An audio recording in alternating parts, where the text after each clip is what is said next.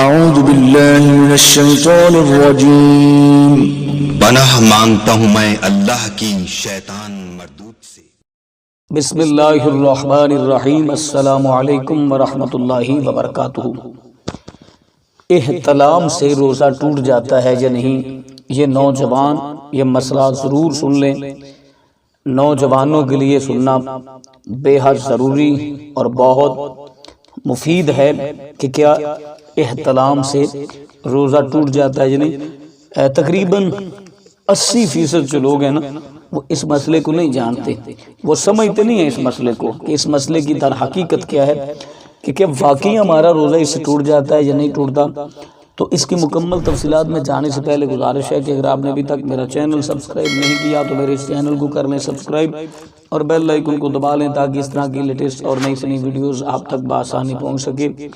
رمضان المبارک کا مہینہ تھا، یا کہ رمضان المبارک کے علاوہ بھی آپ نے روزہ رکھا ہے، دوپہر کا وقت صبح کا وقت آپ سو گئے روزے کی حالت میں، احتلام ہو گیا، تو دیکھیں اس سے روزہ بالکل بھی نہیں ٹوٹے گا، روزہ فاسد نہیں ہوگا، بشرط یہ کہ اس میں مرد کا اپنا کوئی بھی عمل دخل نہ ہو۔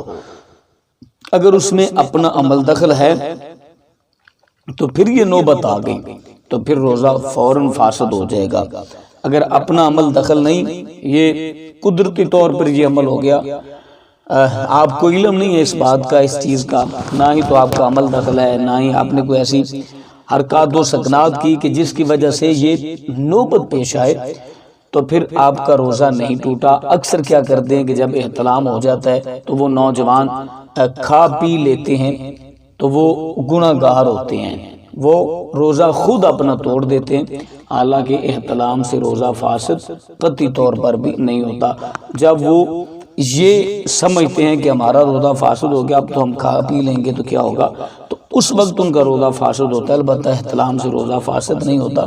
ہاں اگر آپ کا خود کوئی عمل دخل ہے اس میں تو پھر بھی آپ کا روزہ فاسد ہو جائے گا۔ تو اس لیے اس طرح کی حرکات و سکنات سے محفوظ رہیے گا، بچیے گا، دور رہیے گا، اپنے روزے کو ضائع نہ کیجیے گا۔ تو مجھے امید ہے کہ یہ مسئلہ آپ کو سمجھ آ گیا ہوگا۔ اپنا اپنی فیملی کا بہت سارا خیال رکھیے گا۔ اللہ نے